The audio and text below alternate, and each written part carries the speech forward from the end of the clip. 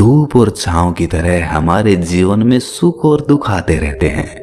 हमें लगता है कि हमारे जीवन में हजारों दुख है, लेकिन अगर वास्तविकता में देखा जाए, आंखें खोलकर देखा जाए, तो जीवन में सिर्फ एक ही दुख होता है।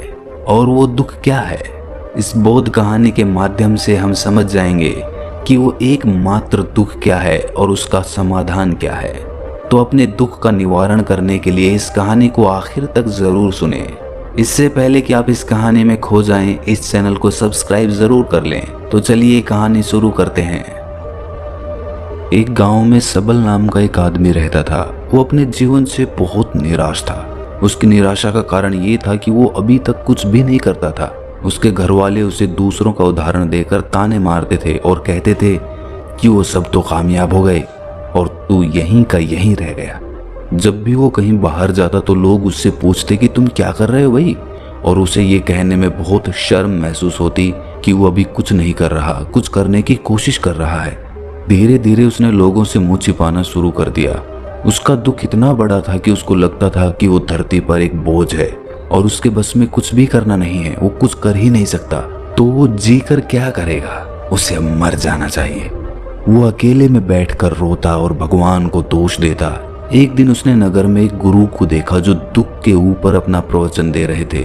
गुरु कह रहे थे कि दुख एक गुरु की तरह होता है जो आपको जीवन के बारे में समझाता है और आपको सही से जीने का तरीका बताता है। आप चाहें तो दुख रूपी गुरु से अपना जीवन सीख सकते हैं या दुख में डूबकर बैठे बैठे रो सकते हैं। सबल भी ये बातें सुन रहा था। जब उपदेश खत्म हुआ तो उसने गुरु से कहा, दुख कुछ सिखाकर नहीं जाता बल्कि पीड़ा देकर जाता है।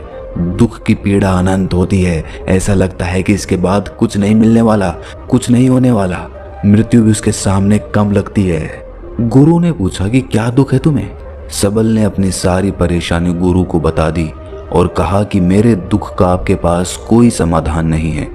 गुरु ने मुस्कुराकर कहा कि जब तुम्हारे जीवन में असली दुख आए तभी मेरे पास आना, मैं उसका समाधान अवश्य करूंगा। ये कहकर गुरु वहां से चले गए। सबल ने सोचा कि क्या मेरा दुख असली नहीं है? क्या ये दुख जो मैं झेल रहा हूं दुख नहीं है? कोई भी मेरे दिल का दर्द नहीं समझता। अरे घर वाले नहीं समझते तो गुरु क्या समझेंगे?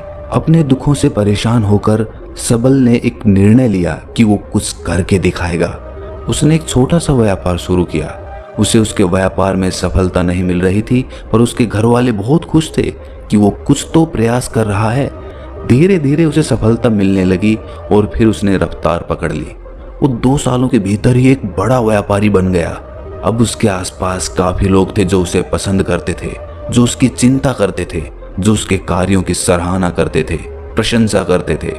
उसके माता पिता भी अपने बेटे की प्रशंसा करते करते नहीं थकते थे। उसके मित्रों की संख्या दिन ब दिन बढ़ती जा रही थी और वो बहुत खुश था। फिर उसके कुछ दोस्तों ने उसको सलाह दी कि उसे अपना व्यापार अब और बड़ा करना चाहिए। जब वो बड़ा व्यापारी बनकर इतना खुश है तो सोचो, अगर तुम इस नगर के, इस राज्य के सबसे बड़े व्यापारी हो जाओगे तो कितना सुख होगा तुम्हारे पास, कितने लोग तुमसे जुड़ेंगे, कितना यश तुम्हारा फैलेगा। स्वयं राजा भी तुम्हारी तारीफ करेंगे और जरूरत पड़ने पर तुमसे ही धन उधार लेंगे। ये बात सबल के मन में बैठ गई और अब वो और ज्यादा मेहनत करने लगा। लेकिन ये सब कुछ उसे बहुत जल्दी चाहिए था। ज्यादा समय इसमें वो बर्बाद नहीं करना चाहता था। इसीलिए उसने कुछ ऐसे काम किए जो उचित नहीं थे। उसने बहुत बड़ी मात्रा में धन उधार ले लिया और वो यहीं पर नहीं रुका। ज्यादा मुनाफा कमाने के चक्कर में उसने अपनी माल की गुणवत्ता खराब कर दी। उसके मित्र उसे जैसा कहते थे वो वैसा ही करता रहा। दूसरे व्यापारियों के खिलाफ षड्यंत्र भी रचने उसने शुरू कर दिए। अब उसके जीवन का सुकून कहीं चला गया था। उसे अब रातों में नींद नहीं आती थी। वो हमेशा कुछ उधेड़-बुन में लगा रहता था। सुख साधन की सारी वस्तुएं होने के बाद भी उसे किसी चीज में सुख नहीं मिल रहा था। एक दिन सबल अपने रथ में बैठकर एक मार्ग से जा रहा था। रास्ते में उसने उसी गुरु का आश्रम देखा। वो गुरु के पास पहुंचा और कहा, गुरुदेव, आपने कहा था कि असली दुख हो तो ही मेरे पास आना। मेरे जीवन में बहुत दुख है, मैं रात को सो भी नहीं पाता हूँ। सबल गुरु को अपनी सारी बात बताता है। गुरु ने कहा कि जब तुम पहली बार मिले थे तब भी तुम किसी दुख में थे। उस दुख से तुमने क्या सीखा? सबल ने कहा, मैंने सीखा कि केवल सोचने मात्र से कुछ नहीं होता, अपनी सोच को साकार करने के लिए कर्म करना पड़ता है, और केवल कर्म करने से कुछ नहीं होता, कर्म को अंतिम पड़ाव तक ले जाना आवश्यक होता है। चाहे रास्ते में कितनी भी बाधाएं आए, कितनी भी निराशा आए, चाहे ऐसा क्यों ना लगे कि अब कुछ नहीं होगा, तब भी ये मानकर कि जो कार्य मैं कर रहा हूं मैं इसमें सफल होकर ही रहूंगा, कर्म करना चाहिए। लोग केवल सफल आदमी को ही महत्व देते हैं, बाकी चाहे कोई कितना भी अच्छा क्यों ना हो, इस दुनिया के लिए वो बोझ ही कहलाता है।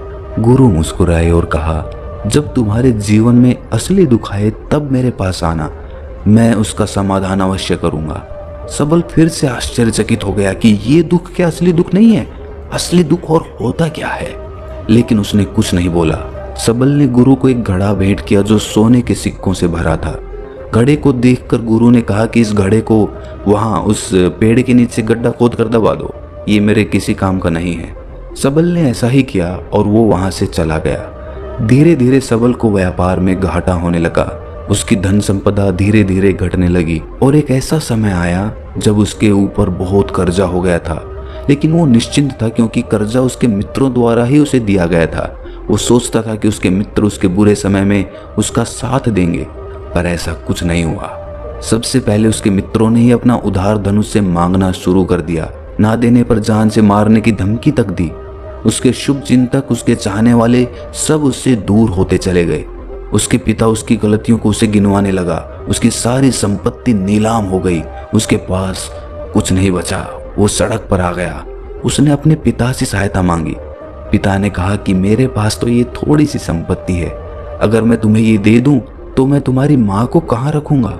हमारा सहारा यही संपत्ति है बेटा। उसके जीवन में बहुत गहरा दुख था। उसके आसपास कोई भी ऐसा नहीं था जो उसे संभाल सके।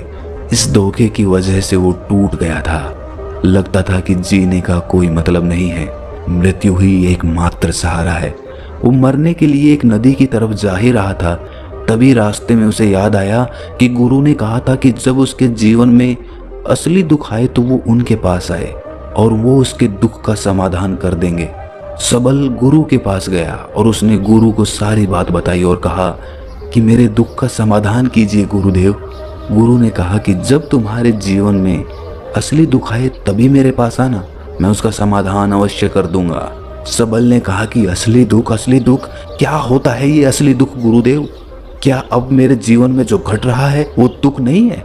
गुरु ने कहा कि पहले ये बताओ कि तुमने अपने इस दुख से क्या सीखा है। सबल ने कहा कि जो लोग तुम्हारी तरक्की के पीछे पीछे तुम्हारे साथ आए हैं वो तुम्हें धोखा देंगे, क्योंकि तुम्हारे बुरे समय में वो तुम्हारा साथ नहीं देंगे बल्कि तुम्हारा फायदा उठाएंगे। भरोसा केवल उन्हीं लोगों पर करना चाहिए जो तुम्हारे बुरे समय में, असफलता के समय में तुम्हारे साथ खड़े रहे हों, और ऐसे लोग बहुत कम ही देखने को मिलते हैं गुरुदेव। जिन्हें मिलते हैं उन्हें हमेशा उनकी कद्र करनी चाहिए। कभी किसी के खिलाफ षड्यंत्र नहीं करना चाहिए। ईमानदारी और धैर्य के साथ काम करना चाहिए, लालच नहीं करना चाहिए। गुरु ने पेड़ के नीचे गड्ढा खोदकर घड़ा निकाला जिसमें सोने के सिक्के भरे थे, और वो घड़ा सबल को दे दिया और कहा कि जब असली दुख आए तभी मेरे पास आना। सबल को उस घड़े से थोड़ी उम्मीद मिली। उसने गुरु को प्रणाम किया, धन्यवाद किया और वो घड़ा लेकर चला गया। उस धन से उसने दोबारा व्यापार शुरू किया और अब वो छोटा सा व्यापारी बनकर भी खुश था, और ईमानदारी से काम करते करते वो फिर से एक बड़ा व्यापारी बन गया। हालांकि इसमें उसे अब कुछ समय लगा, लेकिन अब वो खुश था। उसका जीवन खुशियों से भरा था। लेकिन आप कितने ही अच्छे हैं, कितना ही अच्छा काम करते हैं, दान करते हैं, पुण्य करते हैं, लोगों की मदद करते हैं, जीवन में दुख सबके आता है।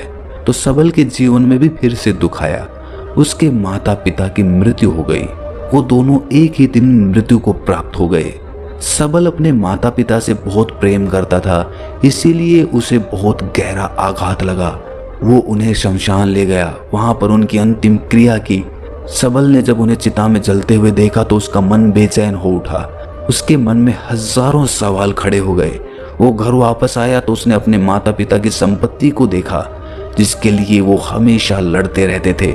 आज वो लावारिस की तरह पड़ी थी। उसकी देखरेख करने वाला, उसे देखने वाला कोई नहीं था। उसके पिता ने जो भी इकट्ठा किया था सब यहीं पर रह गया था।